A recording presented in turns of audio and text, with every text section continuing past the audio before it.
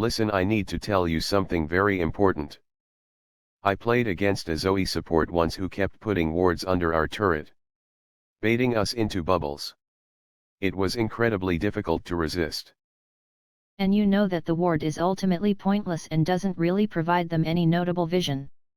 But you just gotta remove it because it's an enemy unit and doesn't belong.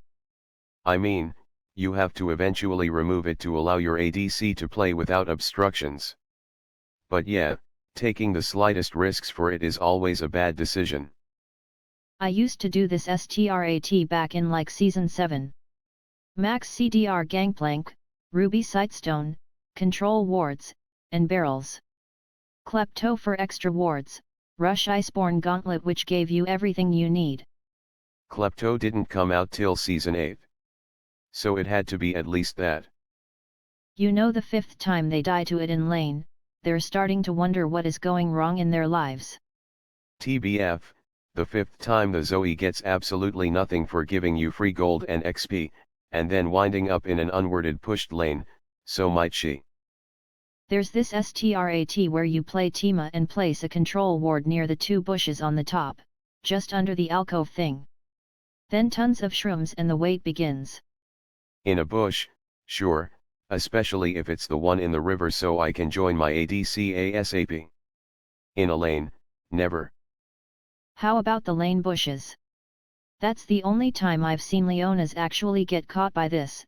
They're against a bunch of poke or point and click spells, so they're not willing to let a ward stay up in lane bush. I mean, it's a nice tip, just not a surefire way.